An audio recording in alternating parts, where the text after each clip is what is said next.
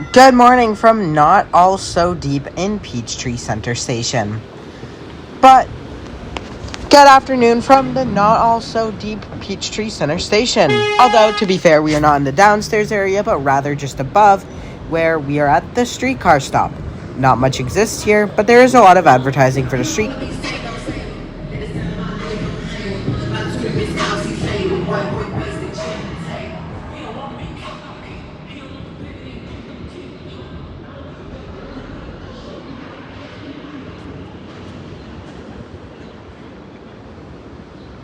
So let's head on into your shelter.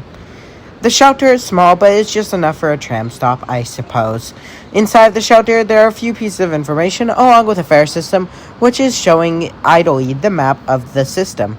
However, the map was barely visible in my opinion, and the shelter, while being adequate to wait at, was not adequate as well an actual shelter and barely shielded me from the nearly 30 degrees Celsius weather that it was outside.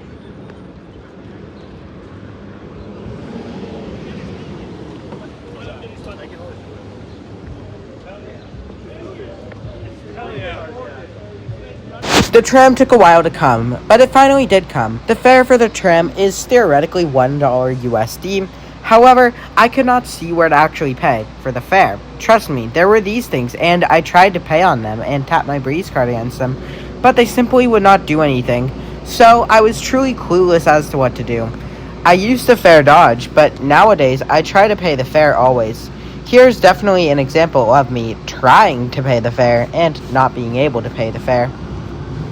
That being said, the inside of the tram is somewhat European. Being made by Stadler, of course it is European. Only 4 of these trams exist, and the model is actually on screen right now. But at the same time, I feel like the inside of the tram is just like a North American bus. There is not much in here, but the seats are somewhat comfortable for the short ride that you will be taking. That being said, the tram is just truly not too useful. It's really just a downtown circulator for tourists to use, that even the tourists seldom use.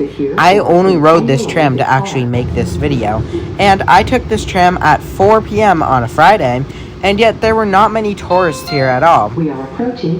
I would like to hope that it gets far busier in the weekends, but it's just truly not that useful, and this goes back to my video last week about how the tram just simply needs to go more places, and if it went onto a belt line, it would be far more useful. Anyways, the ride quality was fine and pretty smooth, and we pull on into Centennial Olympic Park, where we can leave the tram and head on with our day. Thank you so much for watching the Atlanta series. Next week, we'll be talking about the least used station on the core of the Newburyport-Rockport line, that being Lynn. You would think that a city within the top 20 biggest population cities in New England would actually not have their only station, well, kind of, on this list. But that's how it is, I suppose. So I will see you there before we spend around the next month talking about the MBTA. Bye!